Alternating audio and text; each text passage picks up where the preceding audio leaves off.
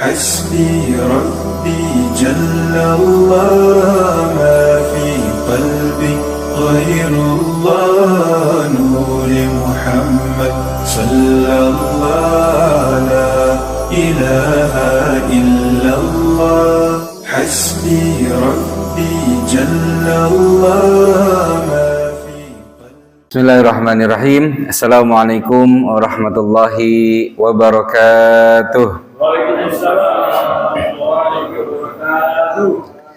Alhamdulillah, salatu wassalamu ala rasulillah wa ala alihi wa sahbihi wa mawalah. La hawla wa la quwwata illa billah, amma ba'du. Qala Allah ta'ala fil Qur'anil Karim wa huwa asdaqul qailin. A'udzu billahi minasyaitonir rajim. Rabbi syrah li sadri wa yassir li amri wahlul 'uqdatam min lisani yafqahu qawli. Alhamdulillah, yang saya hormati tentunya kepada DKM Masjid, kepada Ketua DKM beserta jajarannya, dan juga kepada seluruh hadirin yang telah hadir di kajian subuh ini. Semoga Allah Subhanahu wa taala mencatat amal kita di waktu subuh ini menjadi amal terbaik di sisinya. Amin ya Allah ya rabbal alamin. Alhamdulillah, segala puja puji syukur utuh milik Allah Subhanahu wa taala yang masih mengkaruniakan kita begitu banyak nikmat, wabil khusus nikmat iman dan Islam yang masih bisa kita rasakan hingga saat ini. Tentunya ini patut kita syukuri karena berbanding jauh terbalik dari kita, yaitu saudara seiman kita yang berada di luar Indonesia sana untuk melaksanakan sholat pun mereka kesulitan. Ada di negeri Palestina, ada di Syria, ada di Irak, Sudan, dan lain sebagainya. Banyak saudara seiman kita untuk melaksanakan sholat subuh pun mereka masih dalam keadaan ketakutan, kesulitan, serba kekurangan. Oleh karenanya, kalaulah dengan fasilitas yang begitu luar biasa ini, ada karpet yang masih empuk, ada tempat wudhu yang masih jalan airnya, ada mic yang masih bagus, ada jamaah yang masih banyak, dan ternyata kita masih belum bisa melaksanakan sholat dengan khusyuk, mau dikasih fasilitas apa lagi atau sama Allah ya. Oleh karenanya, kalaulah sudah diberikan nikmat begitu luar biasa seperti ini, maka ibadah kita harus menjadi ibadah yang terbaik lillahi ta'ala. Salawat seiring salam selalu terlimpah curahkan kepada junjungan alam, yaitu Habibana wa Syafi'ana wa Maulana Muhammad sallallahu alaihi wasallam. Hari ini insyaallah kita akan membahas sebuah tema, yaitu 3 harta dunia yang wajib dimiliki oleh orang beriman. Dan ini adalah perintah dari Nabi Muhammad sallallahu alaihi wasallam. Orang beriman yang beruntung adalah orang yang memiliki 3 harta ini. Harta apa saja yang dimaksud? Maka kita lihat hadisnya. Afdaluhu lisanun zakirun wa qalbun syakirun wa zaujatun mu'minatun tu'inuhu ala imanihi. Dalam satu riwayat disampaikan bahwasanya Nabi Muhammad SAW bersabda, 3 harta yang terbaik adalah lisan yang berzikir, kemudian hati yang bersyukur, dan istri beriman yang membantu keimanan suaminya. Ya. Kemudian hadis lain pun mengatakan, liyattakhidha ahadukum qalban syakiran wa lisanan zakiran wa zaujatan mu'minatan tu'inu ahadakum ala amril akhirati. Hendaklah salah seorang dari kalian mengambil harta simpanan berupa hati yang bersyukur, lisan yang berzikir, dan istri mukminah yang menolong salah seorang dari kalian dalam urusan akhiratnya. Yang pertama hadis dari Imam At-Tirmizi, yang kedua hadis dari Imam Ibnu Majah. Dari kedua hadis ini kita bisa mengambil kesimpulan, maka pesan dari Nabi Muhammad SAW agar kita memiliki 3 harta di dunia ini yang paling penting. Yang pertama adalah memiliki lisan yang pandai berzikir, yang selalu basah lisannya dengan zikrullah. Kaget baca istighfar, takjub, baca Masya Allah. Ketika melihat sesuatu yang kurang menyenangkan, baca Subhanallah. Ketika sedang beristirahat, perbanyak baca La ilaha illallah. Rindu kepada Nabi Muhammad SAW, perbanyak bersolawat. Sebenarnya, jikalaulah lisan kita ini sibuk dengan berzikir, maka tidak akan ada waktu untuk membicarakan keburukan orang lain. Baru ngomongin kata atau nama si Anu, kita sudah buru-buru langsung, ini mah gibah, dosa ya, ini mah fitnah, tidak boleh dalam agama kita. Lisan saya harus basah dengan zikrullah. Kemudian yang kedua, hati yang selalu merasa cukup dan bersyukur. Sebenarnya kalau hidup ini Pak ya, kalau kita berani bermuhasabah pada diri kita masing-masing, hidup kita ini sudah lebih dari cukup tidak? Sudah lebih dari cukup ya. Pakaian sudah lebih dari cukup tidak? Oh, lebih dari jumlah hari pakaian itu kan ya. Iya, kita dikasih hari 7, pakaian kita bisa 2 lusin itu ya. Itu luar biasa. Itu baru pakaian mainnya, belum pakaian kantornya, pakaian olahraganya, kaos kaki, pakaian tidur, betul. Belum lagi kaos kakinya. Kalau peci punya berapa Pak? Jangan itu aja pecinya ya. Jangan ya. Untuk urusan ibadah pun kita harus punya yang terbaik. Koko, sarung, begitu ya. Ada gamis. Hati yang selalu merasa cukup dan bersyukur. Yang ketiga, istri beriman yang menolong urusan akhirat suaminya. Nah, 3 hal ini kalaulah kita miliki, maka kita termasuk orang-orang yang beruntung. Kita lihat yang pertama, kenapa harus pandai berzikir? Kita ambil turunannya dari ayat Al-Quran, surah Al-Baqarah ayat 152. Fadhkuruni azkurukum washkuruli wala takfurun. Maka kalian ingatlah aku, maka aku akan mengingat kalian. Ini ayatnya begitu indah Pak. Fadhkuruni azkurukum. Tidak ada kata ya yang mana menyela 2 kalimat ini Pak. Ada 2 kata ini. Fadhkuruni, kemudian Allah langsung jawab azkurukum. Tidak ada wa azkurukum, tidak ada summa azkurukum, tidak pula fa azkurukum, tidak. Tapi Allah langsung menyampaikan, orang-orang yang mengingat diriku, maka aku akan mengingatnya. Washkuruli wala takfurun. Dan bersyukurlah kalian kepadaku, wala takfuruni, dan janganlah kalian ingkar. Kufur nikmat. Ya, jadi setiap lisan kita, Allah dan Rasulullah sudah berpesan agar apa? Agar diisi dengan zikrullah. Basahi lisan ini ya, jangan pun manusia Pak ya, tumbuhan, hewan-hewan pun berzikir kok, bertasbih. Yusabbihu lahu ma fis samawati wa ma fil ardh. Semua yang ada di atas muka bumi ini, yang ada di langit ini, semuanya bertasbih. Makanya salah satu hikmah ketika kita berziarah kubur suka bawa kembang, betul? Ya, kembangnya yang masih segar atau sudah pada peot layu?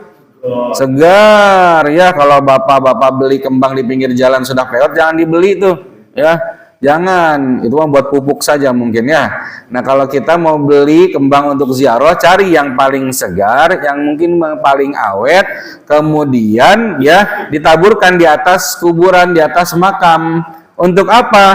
Karena sesungguhnya tumbuhan-tumbuhan yang masih hidup segar tersebut akan bertasbih kepada Allah Subhanahu wa Ta'ala, dan kita berharap dengan tasbih makhluk Allah tersebut, mayit yang di dalam kuburan itu akan diberikan rahmat oleh Allah Subhanahu wa Ta'ala. Kalau diberi siksa, semoga siksaannya dikurangi, semoga siksaannya dihentikan dengan tasbih-tasbih makhluk Allah yang lain. Kalau memang sedang diberi nikmat, semoga Allah menambah nikmatnya, begitu.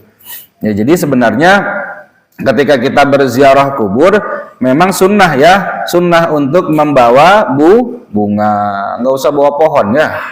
Ini suka ada yang suka bawa pohon ditancepin, akhirnya tumbuh jadi pohon besar di atas kuburan. Itu kan tempat kunti nanti ya. Itu tidak boleh ya. Imam Syafi'i memakruhkan hal tersebut. Sunnah bawa bunga, tapi tidak sunnah ketika nanam pohon di atas kuburan. Ya, suka banyak nih.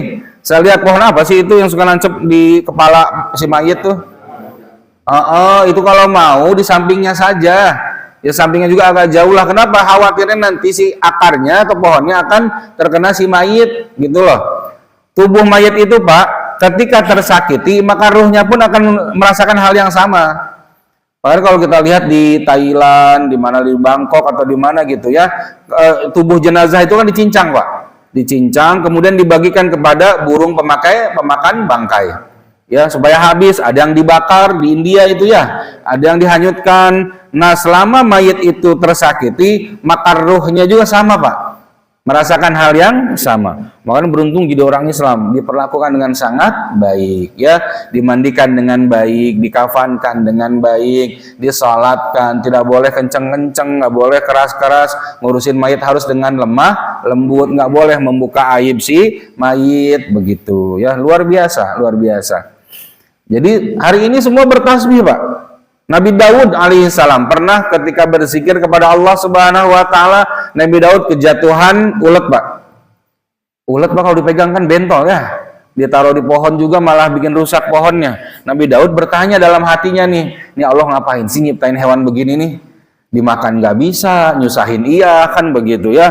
Lalu si hewan tersebut ternyata menjawab, wahai Nabiullah, sesungguhnya aku ini adalah makhluk yang diperintahkan oleh Allah Subhanahu wa taala untuk bertasbih, untuk berzikir minimal 1000 kali zikirku dalam satu hari.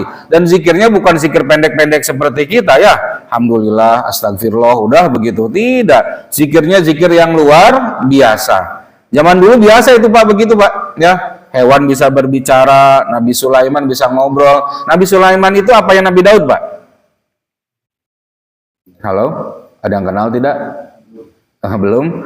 Nabi Sulaiman itu anaknya Nabi Daud, ya. Nabi Daud ini adalah keturunannya Yahuda. Yahuda ini adalah anaknya dari Yakub. Yakub anaknya dari Ishak. Ishak anaknya dari Ibrahim. Ibrahim keturunannya nanti dari Sam. Sam ini anaknya dari Nabi Nuh. Nabi Nuh nanti adalah memiliki atasannya lagi Nabi Idris. Kemudian Nabi Sis. Setelah itu baru Nabi Adam. Nah nanti kan dari Nabi Daud lahir Nabi Sulaiman, kekayaannya luar biasa. Nabi Daud diangkat menjadi nabi disebabkan ya karena berhasil mengalahkan siapa? Ada suka Daud versus Goliat, ya begitu ya. Kalau dalam Al-Quran siapa namanya? Ada Jalut ya. Jadi Bani Israel itu Pak, Bani Israel itu suatu ketika merasa bosan dan jenuh dipimpin sama Nabi Pak. Dipimpin sama Nabi bosan ya, request akhirnya kepada Allah, ya Allah pengen deh diganti ini pimpinan saya, presiden saya, jangan Nabi mulu, jangan Rasul mulu. Akhirnya diangkat dari orang biasa, siapa? Yang namanya Tolut. Ya Tolut ini diberikan kekuatan, diberikan kepintaran, memang tidak kaya, makanya Bani Israel suka rada komplain pada saat itu, ini kok orang biasa diangkat jadi pimpinan kita. Ya, ternyata Allah memberikan apa? Wazadahu basta. Ya, fisiknya dikuatkan, kemudian kecerdasan dalam berperangnya.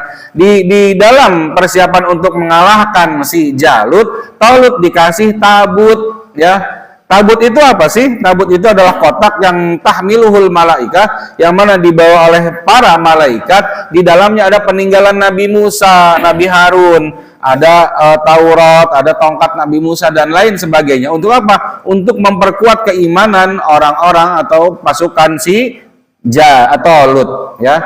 Pada saat Tolut dan pasukannya sudah mengalahkan pasukan Jalut, ternyata mereka tidak bisa mengalahkan Jalut, Pak. Kesulitan. Muncul anak muda yang bernama Daud. Ini ut semua ujungnya nih ya. Nabi Daud muncul, ternyata membawa batu. Batu tersebut di sepanjang jalan itu berteriak kepada Nabi Daud, Pak. Wahai Nabi Daud, bawa diriku. Batu bisa ngomong, Pak. Luar biasa. Wahai Nabi Daud, bawa diriku. Akhirnya Nabi Daud bawa tuh batu tuh dikantongin, ketemu sama Jalut, dilempar Jalut dengan batu tersebut. Kalau kita mah diketapel ya. Kemudian Jalut kalah. Jalut ini kan punya ilmu sihir yang luar biasa, Pak. Badannya besar, fisiknya begitu luar biasa dan tidak bisa dikalahkan. Ternyata kalah oleh Nabiullah yang bernama Nabi Daud. Akhirnya Allah memberikan ilmu, mengangkat pangkat Nabi Daud dan dijadikan orang yang paling kaya pada saat itu. Diberikan kerajaan beserta isinya. Turunlah warisannya kepada Nabi Sulaiman. Nabi Sulaiman ya nanti punya keturunan yang bernama Nabi Zakaria. Zakaria punya anak namanya Nabi Yahya.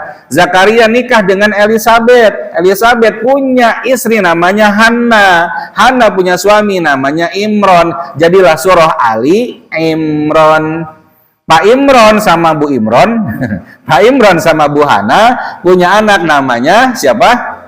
Maryam. Maryam tidak punya suami. Allah karuniakan putra bernama Isa. Tuh gitu, jadi nyambung, Pak, ya. Semua nyambung. Dan ternyata Nabi Musa saudaraan sama siapa? Sama Nabi Daud, Pak. Ya, sama Nabi Daud. Nanti kan anaknya Nabi Yakub ada yang paling terkenal, siapa yang paling ganteng? Yusuf. Kemudian ada lagi anaknya Nabi Yakub namanya Benjamin. Dipakai sama Perdana Menteri Israel tuh siapa? Benjamin Netanyahu laknatullah alaih itu ya. Itu kemudian dari Benjamin turun Nabi Yunus kan gitu. Kemudian dari keturunan selanjutnya turunlah Nabi Musa dan Harun. Harun punya keturunan Ilyas dan Ilyasa. Nabi Muhammad keturunan dari mana? Dari Nabi Ismail gitu ya. Nabi Ismail itu tidak punya keturunan yang menjadi nabi itu. Walaupun salah satu riwayat mengatakan ada Nabi Khidir. Nabi Khidir kan hidup di setiap zaman, Pak. Luar biasa ya. Ada Nabi Khidir, tapi yang masyhur adalah Nabi Ismail langsung turun kepada Nabi Muhammad sallallahu alaihi wasallam, kenabiannya. Dan Nabi Ismail terkenal dengan kesabarannya, makanya ujian Nabi Muhammad luar biasa. Sampai Nabi Muhammad dijuluki oleh ulul azmi oleh Allah Subhanahu wa taala. Siapa saja ulul azmi itu mimin disingkat. Nabi Muhammad, Nabi Ismail, Nabi Musa, Nabi Isa, Nabi Ibrahim, kan gitu ya. Ini luar biasa kesabaran beliau-beliau ini ya. Nah dari situ Nabi Muhammad SAW diutus sebagai penutup para nabi. Maka hari ini kalau ada yang ngaku-ngaku jadi nabi, ya tolong segera diamankan karena sudah tidak ada. Ada yang jadi nabi di sini, Pak? Ada siapa, Pak? Gunung Bunder ya. Tolong tanyakan, Pak, berkasnya apa, Pak? Supaya jadi nabi ya. Ahmad Musadek ya. Itu mah sudah jadi tanah ya Ahmad Musadek. Kuburannya kan di Tajur Halang, Pak. Ahmad Musadek dan para pengikutnya masih ziarah loh, Pak, ke situ. Oh, luar biasa itu. Dan itu tugas kita berat, Pak, untuk mendakwahi mereka. Jadi ternyata, Pak, Bapak jadi nabi di Indonesia itu laku loh, Pak. Ada aja pengikutnya. Di Bandung Ustadz Roy, itu ada tuh, ya. Mu'alaf belajar sendiri, tiba-tiba besoknya jadi nabi, Pak. Ngaku jadi nabi. Ada lagi yang ngaku jadi malaikat. Di mana? Lia Eden tuh orang mana? Lia Eden ditangkap, keluar masih aja yang ngaku jadi malaikat. Ketemu malaikat Israel mati juga. Kan gitu ya. Ada lagi di Garut, Sensen, Nabi Sensen. Diangkat tahun 2010. Pakai materai 6.000. Itu betul, Pak. Pengikutnya 1.000 orang, Pak. Dan baru diamankan oleh MUI kemarin karena kan di backupnya kuat, Pak. Ya, yang ngejagainnya 1.000 orang, polisi juga ketar-ketir lah. Takutnya ada kerusuhan massal kan begitu. Akhirnya MUI datang, turun, ya diberikan nasihat. Alhamdulillah tuh, ya mau bertaubat taubatan nasuha. Ya, di mana lagi? Ada di daerah Jawa, ada apa namanya itu membuat ajaran yang namanya apa ya namanya itu? Islam Jasun, Pak. Islam Jasun. Nabinya namanya Tukimin, Pak. Itu kan nggak keren ya. Kalau salawatan juga nggak enak kan ya. Ya Nabi ya Tukimin. Nggak dapat, Pak.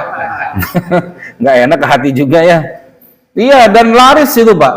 Bingungnya tuh laris, Pak. Di Indonesia ada nabi baru pasti banyak pengikutnya. Kemarin di Sumatera ada ibu-ibu ya, ibu-ibu ngaku sebagai wali atau punya ajaran baru, tapi bawa-bawa Islam, yang mana sholat isyanya bisa dijamak dalam satu malam. Bapak sholat isya 100 rakaat dalam satu malam, nanti besok nggak usah sholat isya lagi. Ya, mau jadi pengikutnya boleh jadi pengikutnya, tapi asalkan taubatan nasuha, dibersihkan dulu dosanya. Bagaimana cara pembersihan dosanya? Registrasi bayar 50 juta. Setelah bayar 50 juta langsung bersih dosa, Pak. Mau saya apa pada? Bener?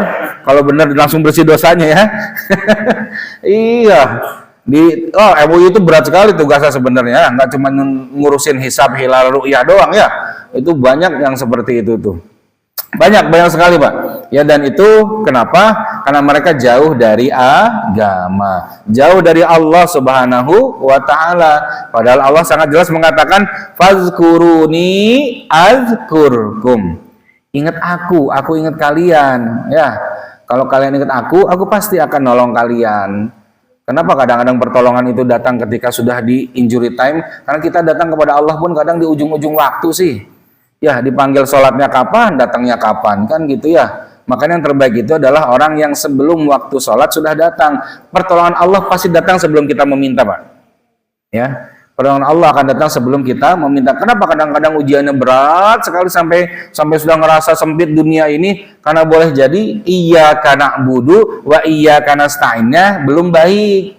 Padahal kan simpel saja dari surah Al-Fatihah yang sama-sama kita hafal. Itu ayat keberapa, Pak? Iyyaka na'budu wa iyyaka nasta'in. Ngitung dulu ya. Bismillahirrahmanirrahim. Arrahmanirrahim. Maliki yaumiddin. Iyyaka na'budu wa iyyaka nasta'in. Kalau pakai bismillah berarti ayat kelima. Kalau nggak pakai bismillah berarti ayat keempat. Kan jelas, Pak. Iyyaka na'budu wa iyyaka nasta'in. Kan tidak dibalik, tidak iyyaka nasta'in wa iyyaka na'budu. Nggak minta tolong dulu baru beribadah. Tapi apa? Kita beribadah dulu baru minta tolong. Orang-orang yang ibadahnya baik minta tolongnya nikmat, Pak. Nikmat sekali. Makanya para nabi ketika diuji dengan ujian yang sangat luar biasa, minta tolongnya nikmat semua, Pak. Ya, Nabi Ayub, penyakitnya kurang apa, Pak? Ya, Nabi Yunus diuji dengan apa, Pak? Dimakan oleh ikan di tengah lautan dengan gelapnya malam dan gelapnya lautan. Minta tolong pada Allah nikmat, ya, masih diberikan kesempatan untuk meminta tolong. Coba Firaun, Pak. Firaun itu dalam catatan sejarah dikatakan bahwasanya dia ini sempat bertobat 70 kali sebelum dihantam air lautan, Pak. Ketika air lautan sudah mau menimpa dirinya, dia sempat bertobat, amantu bi Rabbi Musa wa Harun. Aku ini beriman kepada Tuhannya Musa dan Harun. 70 kali, tapi pada saat itu syariatnya Nabi Musa belum menerima taubat orang yang mau mati. Kalau kita kan tidak, ya. Kita kalau sebelum ruh di tenggorokan masih sempat untuk bertaubat. Sebelum datang hari kiamat masih sempat untuk bertaubat. Di zaman itu tidak, bahkan pada saat itu di zaman Nabi Musa alaihissalam, Bani Israel itu disuruh taubat ketika Nabi Musa turun 40 hari mendapatkan kitab Taurat, turun melihat ternyata Bani Israel sedang menyembah patung Samiri. Saudaranya Harun yang cuma beda 2 tahun umurnya ditarik jenggot dan rambutnya sama Nabi Musa. Kenapa mereka bisa seperti itu, kata Nabi Musa. Kemudian Harun menjawab, wahai putra ibuku, apakah kamu akan memperlakukan diriku sebagaimana Bani Israel memperlakukan diriku? Emang kenapa? Aku tuh mau dibunuh sama mereka. Dan banyak sekali nabi yang dibunuh oleh Bani Israel. Ya banyak. Oleh karena itu langsung Nabi Musa pun langsung mengumpulkan Bani Israel dan diberitakan untuk bertaubat. Apa taubatnya? Syariat yang pertama kali muncul keluar pada saat itu apa? Yaitu meminta ampun kepada Allah dan membunuh diri mereka masing-masing. Taubatnya mereka seperti itu, Pak. Dulu taubat mereka seperti itu. Yang mau bertobat nurut, Pak. Nurut, langsung membunuh dirinya masing-masing. Sebagian tidak, ya sebagian tidak. Akhirnya apa? Mereka malah semakin membangkang. Padahal kan banyak sekali, Pak, mukjizat demi mukjizat yang mana diberikan kepada Bani Israel. Dari Nabi Musa dan Harun saja itu mukjizat udah banyak banget itu. Ya, sudah banyak dan berlimpah. Tapi tetap mereka manusia ataupun keturunan yang dijadikan keturunan percontohan oleh Allah Subhanahu wa taala sebagai keturunan yang terburuk. Begitu di dalam Al-Quran. Karena ada 3 panggilan dalam Al-Quran. Ada panggilan untuk Bani Israel. Ada panggilan untuk apa lagi? Ya Yahudi. Ada panggilan untuk Ahlul Kitab. Ya, kalau yang dipanggil Bani Israel dalam Al-Quran, ya Bani Israel, Allah itu sedang memberitahu kenikmatan demi kenikmatan yang mereka dapatkan. Kalau yang dipanggil Al-Yahudu, orang Yahudi, Allah sedang mencela mereka, Pak. Ya, sedang mencela mereka. Kalau yang dipanggil Ahlul Kitab, maka ada dua di situ agama, yaitu Yahudi dan Nasrani. Begitu ya. Misalkan nanti kalau baca Quran, kalau yang dipanggil Bani Israel, selalu Allah sedang menceritakan kenikmatan kepada mereka. Kemudian faedah berzikir, ala bizikrillahi tatmainnul qulub ya. Kita ini kadang terlalu banyak mikir, kurang zikir, sehingga perasaan tuh berat sekali masalah tuh. Padahal kalau sandarannya Allah, maka tatmainnul qulub, hati itu akan lebih tenang apapun masalahnya. Nabi Muhammad pernah diboikot nggak, Pak? Pernah, Pak. 3 tahun diboikot. Sampai-sampai harta Bunda Khadijah, yang mana wanita terkaya di tanah Mekah, sepertiga kekayaan kota Mekah itu punya beliau, Pak. Itu habis digunakan untuk membiayai pasukan Muslim ataupun umat Islam ketika diboikot oleh orang-orang kafir Quraisy. Nah, sekarang kita kan sedang berusaha memboikot juga. Berpengaruh nggak sih, Pak? Boikot kita nih, nggak beli Aqua, ini kan Cleo. Israel bukan, Pak, ini? Iya, banyak memboikot yang sedang kita ikhtiarkan, kan begitu sampai MUI mengeluarkan fatwa haram. Ini bentuk ikhtiar, kenapa? Karena zaman dulu sudah sering, Pak, ya. Umat Islam diboikot, umat Islam memboikot pun pernah, ya. Sampai-sampai gandum yang datang ke orang Bani Quraisy itu tidak tidak laku, sampai-sampai perdagangan itu terputus, tidak ada jual beli antara orang Islam dengan orang kafir begitu, dan itu sangat mempengaruhi mereka begitu. Ya, ikhtiar kita pertama tentunya adalah mendoakan, dan jangan bosan ya. Jangan akhirnya setelah 40 hari lebih ini menganggap biasa, sudahlah perang biasa saja. Tidak, Pak. Ya, ini terus akan bergulir, apalagi sudah selesai gencatan senjatanya ya. Ini akan terus menghantam lagi orang-orang Israel ini kepada warga Palestina. Dan hutang kita sangat banyak ke negeri Palestina, Pak. Ya, jadi kalau saran kami, Pak, nanti kalau misalnya Bapak punya rezeki untuk berangkat umrohnya plus Palestina, Pak. Umrohnya plus Aqsa, karena perintah Nabi, Pak. Ya, la tasyuddur rihal illa ila salasati masajid. Kamu tuh kalau mau pergi beribadah, pergi ke masjid, jangan jauh-jauh kecuali kepada 3 masjid. Yang pertama apa? Masjidil Aqsa, yang punya kemuliaan 1 kali sholat di sana 500 kali sholat di masjid yang lain. Kemudian apa? Masjid Nabawi dan juga Masjidil Haram. Hari ini orang-orang tuh sering bolak-balik berangkat umroh, tapi cuma ke 2 tanah suci saja. Padahal perintah Nabi kan 3 tanah suci. Maka kalau punya rezeki, kali-kali untuk berangkat ke sana dah, ya, ke Masjidil Aqsa. Nikmati beribadah di sana. Kenapa? Karena Nabi Muhammad sholat berjamaah dengan seluruh Nabi di Masjidil Aqsa, Pak. Kita tuh kalau sholat di sana tuh ngebayangin Nabi tuh pernah sholat di situ gitu loh. Para nabi itu pernah sholat di sana, ya. Dan tanah ini tanah yang sangat suci. Bahkan batu yang di sana pun langsung naik ke atas langit Sidratul Muntaha ada di Masjidil Aqsa, begitu. Nabi Muhammad SAW bersabda dalam hadis qudsi, ya, yaqulullah ta'ala, ana inda zanni abdi bi wa ana ma'ahu idza zakarani, fa in zakarani fi nafsihi zakartuhu fi nafsi, wa in zakarani fi mala'in zakartuhu fi mala'in khairim minhum. Allah Ta'ala berfirman, ya, aku sesuai prasangka hambaku, aku bersamanya ketika ia mengingatku. Jika ia mengingatku saat sendirian, aku akan mengingatnya dalam diriku. Jika ia mengingatku di dalam kumpulan, aku akan mengingatnya di kumpulan yang lebih baik daripada kumpulan itu, yaitu kumpulan para malaikat. Nah kita, Pak, ini semoga semuanya niat lillahi ta'ala, Pak. Semoga kita pada saat taklim ini mengingat Allah Subhanahu wa ta'ala, hati dan pikiran yang tidak kemana-mana. Maka pada saat itu Allah sedang memuji-muji kita semua Pak hari ini. Tuh lihat tuh si fulan sedang hadir di majelis ilmu ba'da sholat subuh, doakan mereka. Para malaikat akhirnya mendoakan, Pak, orang-orang yang hadir di majelis ilmu dan mengingat Allah Subhanahu wa ta'ala dengan doa apa? Allahumma gfir lahum warhamhum. Ya Allah, ampuni dosa-dosa mereka setiap detik duduknya mereka di sana, warhamhum, dan rahmati mereka. Bahkan ikan-ikan di lautan pun, hewan makhluk yang dianggap biasa oleh kita, ternyata mereka pun berzikir memohonkan ampun dan rahmat untuk orang-orang yang hadir di majlis ilmu. Makanya niatnya kita perbaiki. Niatnya apa? Taqarruban ilallah, lillahi ta'ala. Jangan sampai niatnya cuman rutinitas mingguan, rutinitas bulanan. Karena saya mah DKM, karena saya mah pengurus, karena saya mah ada dekat rumahnya sama masjid. Hari Minggu mah libur, nggak ada kerjaan. Akhirnya saya ngaji, tidak seperti itu. Niatnya adalah lillahi ta'ala. Hadis Nabi Muhammad SAW. Nah ini Pak, ini biasanya cocok dengan kita nih. Wahai Rasulullah, sesungguhnya syariat-syariat Islam itu sudah banyak pada kami. Beritahukanlah kepada kami sesuatu yang kami bisa berpegang teguh padanya. Kemudian Nabi Muhammad bersabda apa? Hendaklah lidahmu senantiasa berzikir kepada Allah Subhanahu wa Ta'ala. Syariat Islam itu kan banyak, Pak. Ya, ada puasa, sholat, zakat, duha, bersedekah, menutup aurat. Tapi ada yang bisa kita istiqomahkan tanpa terbebani oleh apapun, yaitu apa? Zikrullah.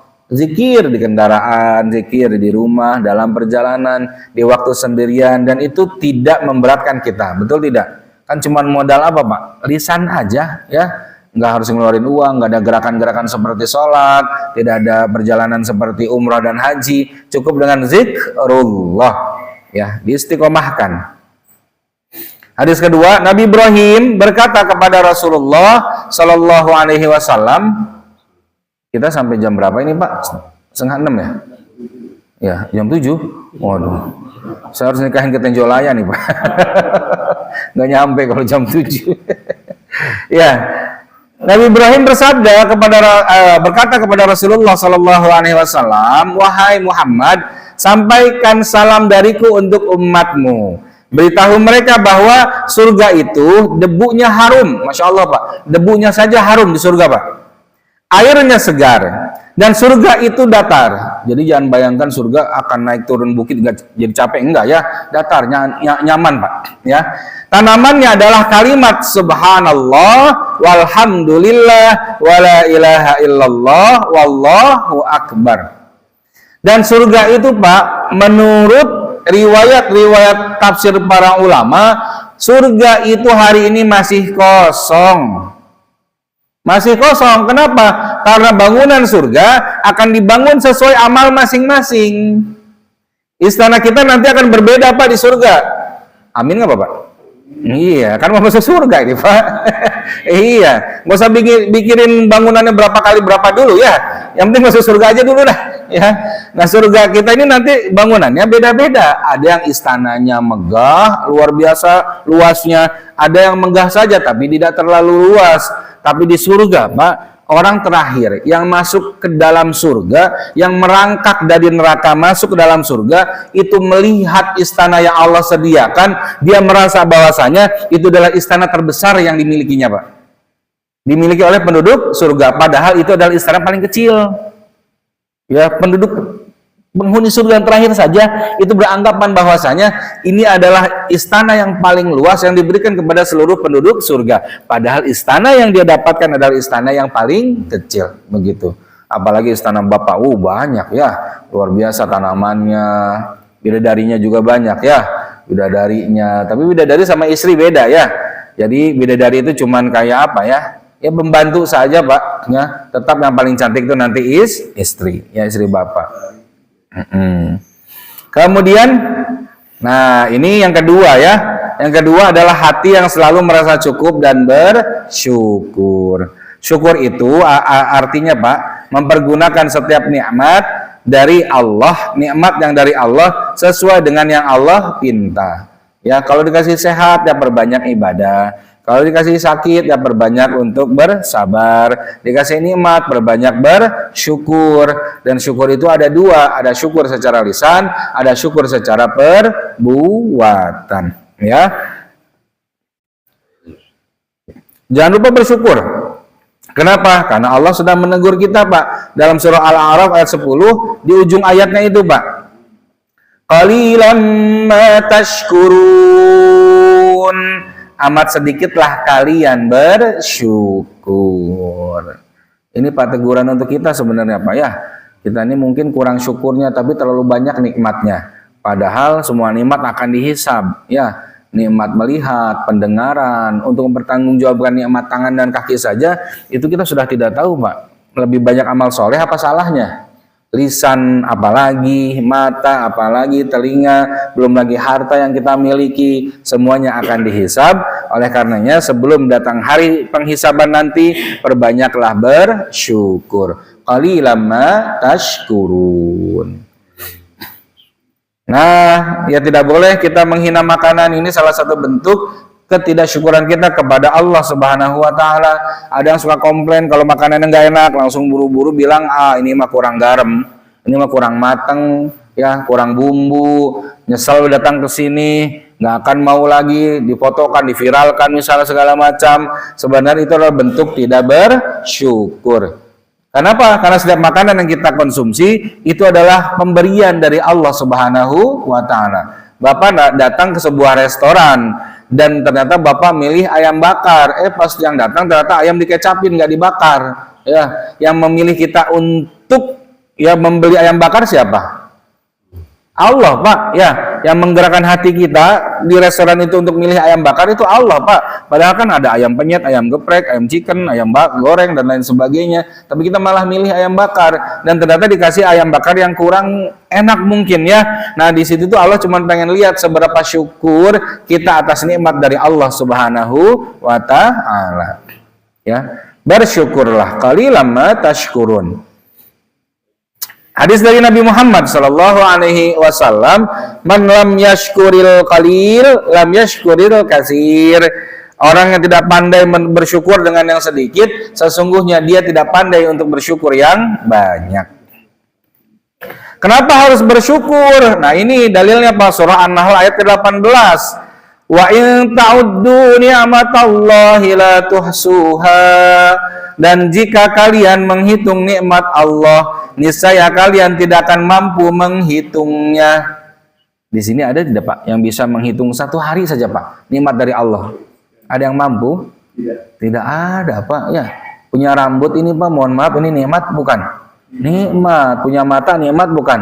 Nikmat. Punya kaki nikmat enggak? Nikmat Pak. Semua ini nikmat. Untuk menghitung nikmat yang di tubuh kita aja udah bingung Pak. Ya. Untuk mensyukurinya aja kita sudah tidak mampu, maka kalau memang tidak bisa menghitung nikmat Allah, bersyukurlah kata Allah. Alhamdulillah, jangan banyak ngeluhnya, jangan banyak nyeselnya, begitu ya. Dalam surah Ad-Duha yang mungkin kita sering baca dan hafal, wa amma bi ni'mati rabbika fahaddis, ya. Dan terhadap nikmat Rabbmu, maka hendaklah kamu menyebut-nyebutnya dengan bersyukur. Balasan atas yang bersyukur dan kufur terhadap nikmat Allah, ini pun sama. Kita sering banget ketemu ayat ini dan mungkin sudah pada hafal ya. Tapi hafalnya suka pada di apa? Di laing syakartumnya, depannya suka pada nggak tahu nih. Ini versi lengkapnya. Wa iz ta'azzana rabbukum la in syakartum la azidannakum wa la in kafartum inna azabi lasyadid. Tuh, surah Ibrahim ayat ke-7. Jadi ternyata ada depannya tuh Pak, wa iz ta'azzana rabbukum, baru la in syakartum ya. Kalau kalian bersyukur aku tambah nikmatnya, tapi kalau kalian kufur itu tidak langsung dikatakan berdosa, tapi diancam apa? Inna azabi lasyadid. Kenapa? Karena nikmat Allah kebanyakan kepada kita, Pak. Sudah terlalu berlimpah, masih nggak bersyukur juga. Aduh, mau dikasih apa tuh ya? Bagaimana cara agar tidak kufur nikmat? Ya, cara agar tidak kufur nikmat, ini adalah hadis yang disampaikan dari Abu Hurairah dari Nabi Muhammad SAW. Unzuru ilaman asfala minkum, wala tanzuru ilaman fauqakum. Fahuwa ajdaru alla tasdaru ni'matallahi alaikum lihatlah kepada orang-orang yang lebih rendah daripada kalian, janganlah kalian melihat kepada orang-orang yang berada di atas kalian, karena yang demikian itu lebih patut bagi kalian supaya kalian tidak meremehkan nikmat Allah yang telah dianugerahkan kepada kalian. Muttafaqun alaih. Jadi kalau ingin membuat standar syukur itu, Pak, jangan terlalu detail, Pak. Harus A, B, C, D sampai Z baru saya mau bersyukur. Gimana sih maksudnya? Itu saya sudah punya rumah, tapi rumahnya belum 2 tingkat, maka saya tidak bisa bersyukur. Ya, saya sudah punya handphone, tapi karena matanya belum boba 3 yang apel digigit gitu ya, maka saya belum bersyukur. Padahal sudah punya handphone. Sama infonya grup WhatsApp dari ketua pengajian juga, padahal mah ya. Iya. Nah itu ini standar kebahagiaannya terlalu ribet gitu loh, terlalu sempurna. Saya tuh belum berasa punya mobil kalau mobilnya belum apa Mercedes ya, padahal di rumahnya ada Avanza 5 kan gitu ya. Misal begitu. Nah ini standar kebahagiaan yang terlalu muluk-muluk, padahal lagi-lagi apapun yang Allah berikan itulah nikmat yang terbaik untuk kita ya. Dan cara bersyukur yang lain adalah agar kita tidak kufur, yaitu pesan dari Nabi Muhammad, man la yashkurun nasa la yashkurullah. Orang yang tidak pandai berterima kasih kepada manusia, sesungguhnya dia tidak pandai berterima kasih kepada Allah Subhanahu wa Ta'ala. Maka cara bersyukur yang paling dasar adalah mudahlah mengucapkan terima kasih kepada orang yang membantu kita, kepada orang tua, kepada tetangga, kepada saudara. Dan terima kasih yang terbaik, mohon maaf Pak, jangan sampai kita hanya mengatakan ucapan terima kasih saja, itu rugi sebenarnya Pak. Orang yang sudah berbuat baik dan kita balas dengan hanya ucapan terima kasih, sebenarnya dua-duanya rugi. Kenapa? Karena tidak ada kebaikan di dalamnya kecuali ucapan apa? Jazakumullah. Itu pesan Nabi, Pak. Ya, Sayyidina Umar pun bahkan berkata itu. Apa? Ketika ada orang berterima kasih, kalau kita kan syukron biasanya, syukron kasiron. Umar nggak terima, nggak. Saya tidak mau ucapan itu. Akhirnya dirubah, jazakallah. Lalu Umar menjawab apa? Wa iyyaka. Ya. Jadi kalau laki-laki jazakallah, kalau perempuan jazakillah. Kalau ada perempuan kita ingin ucapin terima kasih, jazakillah. Kalau ada laki-laki yang kita ingin ucapkan terima kasih, jazakallah. Jawabannya apa? Wa iyyaka untuk laki-laki, wa iyyaki untuk perempuan. Ah bingung Ustadz, takut ketukar. Akhirnya nggak ngucapin gara-gara mikirin kak apa ki gitu ya. Langsung jazakumullah, udah nggak apa-apa. Jazakumullah khairan katsiran. Boleh begitu. Jawabannya apa? Ya boleh, balikin lagi aja. Jazakumullah juga gitu ya. Daripada bingung apa waktu ya pengajian itu. Takutnya lupa ya. Baik. Tidak bersyukur kepada Allah seseorang yang tidak berterima kasih kepada manusia. Ya, tidak bersyukur kepada Allah seseorang yang tidak berterima kasih kepada manusia.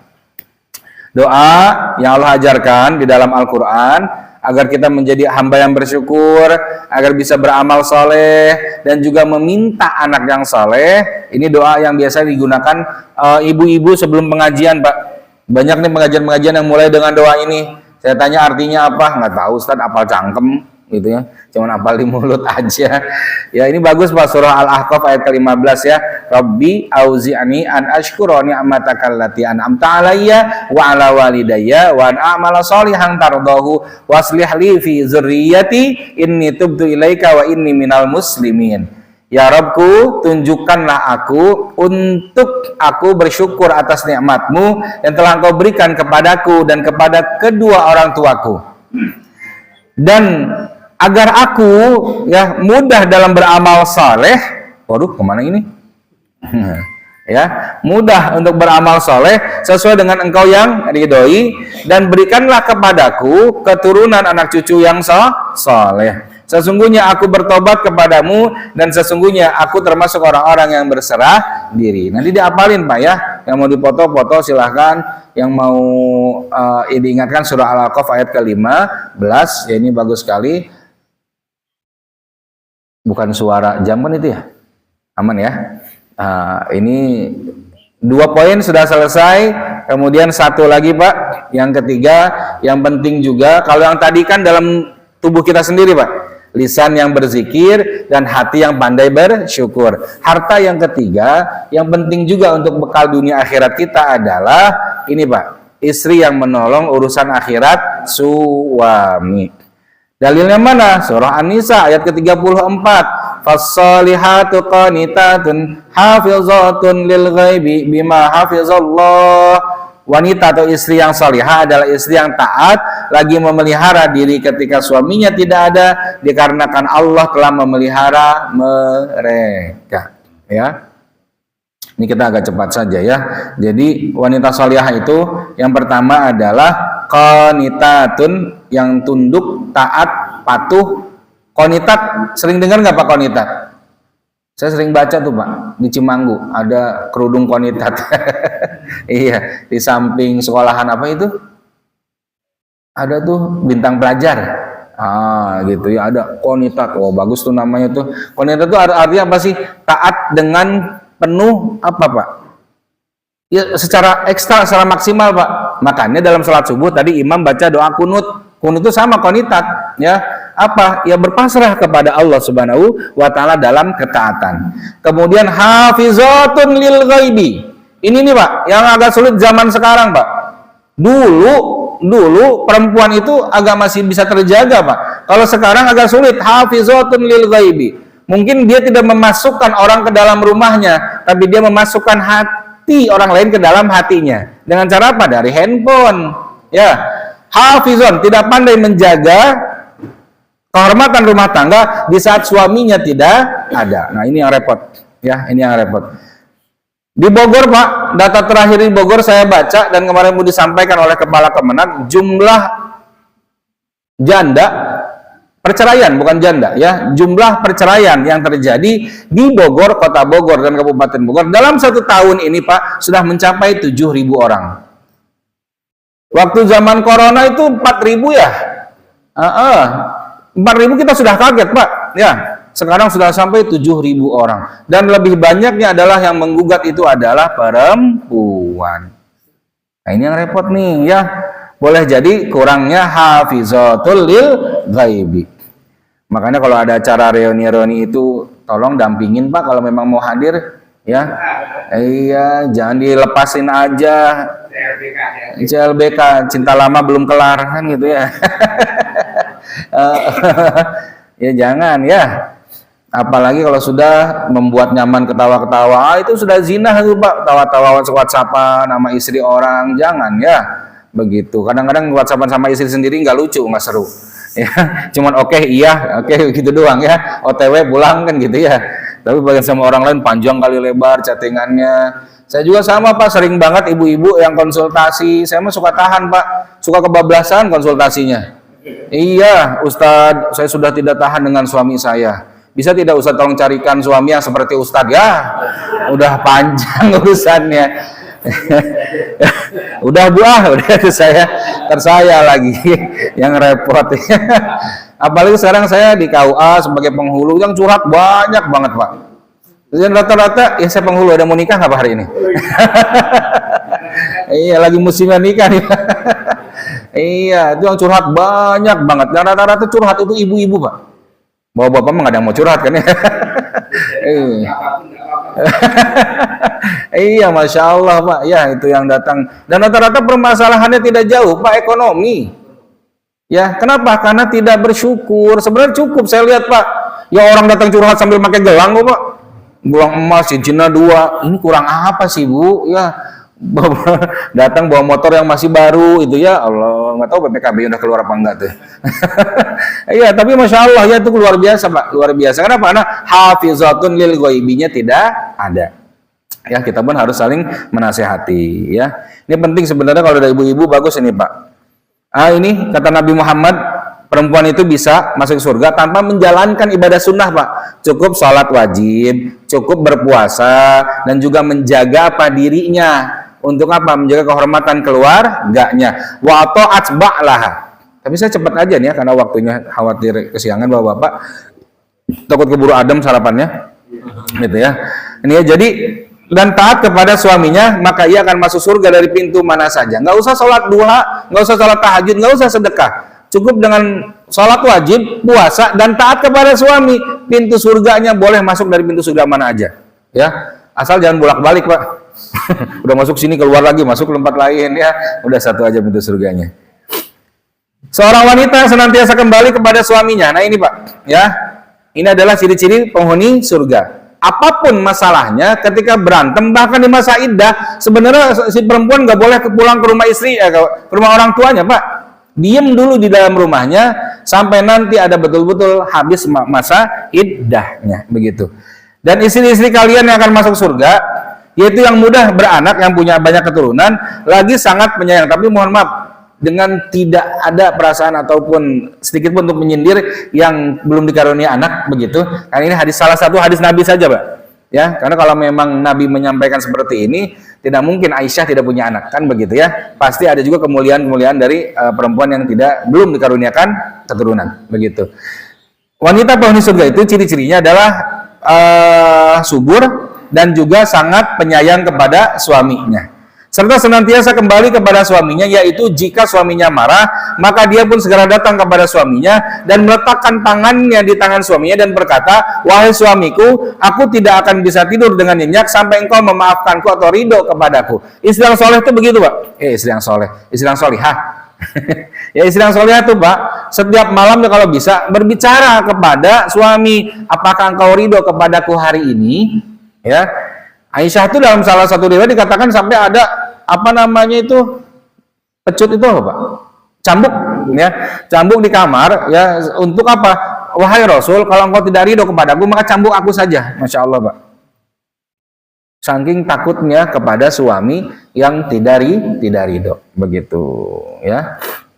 Kemudian hadis dari Nabi Muhammad pun, bagaimana sih, ya, wanita yang paling baik itu? Nabi Muhammad menjawab, yang paling menyenangkan jika dilihat suaminya. Masya Allah, Pak, pintu surga perempuan itu ternyata di dalam rumah dan mudah. Apa? Menyenangkan saja, Pak, untuk suami.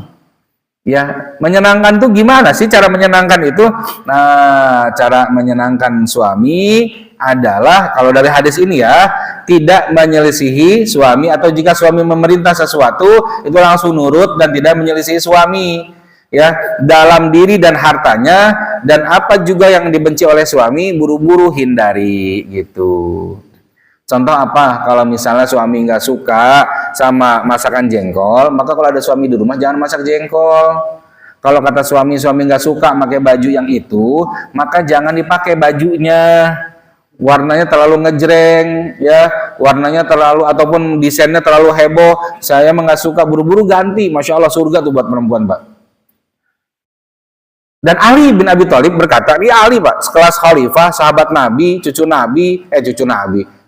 menantu Nabi, kemudian juga sahabat yang mulia. Istri terbaik adalah istri yang harum baunya, Pak. Ini, Pak, ya.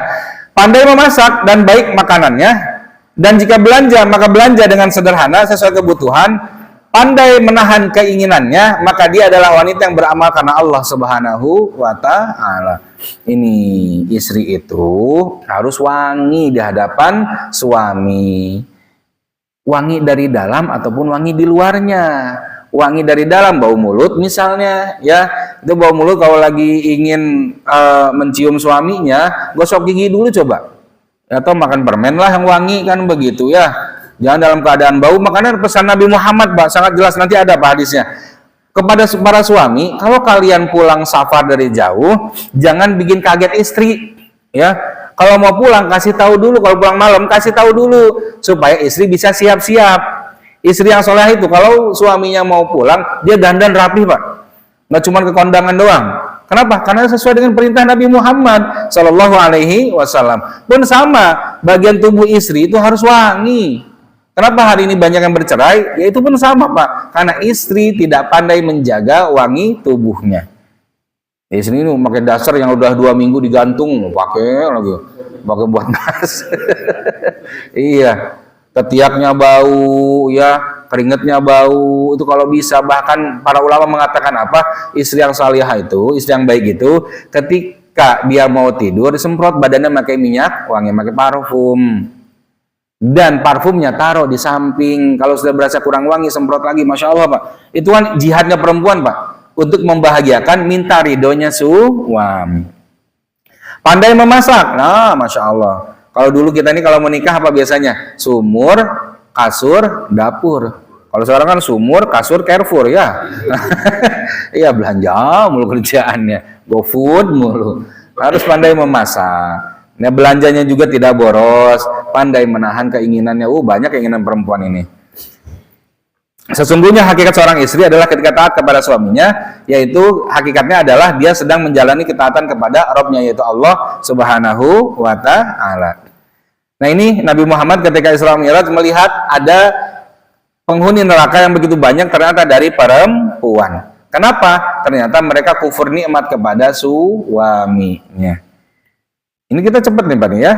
Imam Ghazali berpesan kepada kita, Imam Ghazali, bukan saya Pak ya, Imam Ghazali yang punya kitab Ihya Ulumuddin.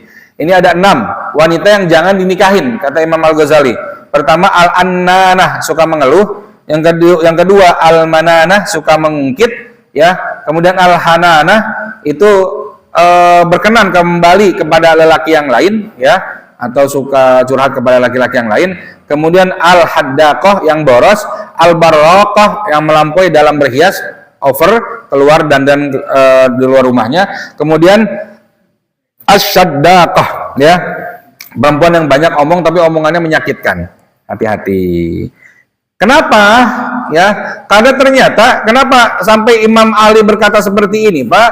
Karena ternyata produk yang seharusnya nempel di istri, sekarang produk itu nempel di para pelacur PSK, Pak.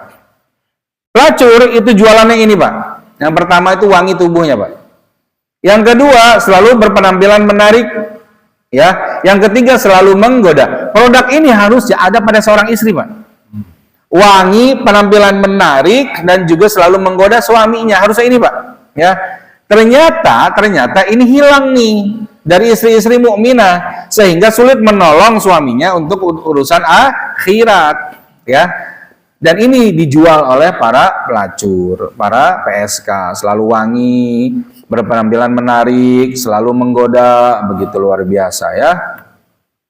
Pesan Nabi untuk para suami, nah ini tadi Pak, kalau pulang malam, safar jauh, tolong berkabar dulu kepada istrinya, agar istrinya bisa bebersih, rapi. Bahkan di hadis yang bawah itu unik Pak, ya. Jika salah seorang dari kalian pulang dari safar di malam hari, janganlah langsung tiba-tiba mendatangi istrinya di waktu malam. Kenapa? Agar istrinya masih bisa mencukur bulu kemaluan dan menyisir rambutnya. Tuh, ini agama kita detail banget Pak, sampai ngurusin pulang suami aja Pak. Diatur dalam agama kita Pak, agar tidak mengecewakan kedua-duanya, begitu. Alhamdulillahirabbil alamin. Itu mungkin apa yang bisa saya sampaikan pada kesempatan kali ini. Mohon maaf atas segala kekurangan. Semoga ada manfaat ilmunya dan berkahnya. Kita tutup dengan membaca kafaratul majlis. Subhanaka Allahumma bihamdika asyhadu an la ilaha illa anta astaghfiruka wa atubu ilaik. Wal akhir, wassalamualaikum warahmatullahi wabarakatuh.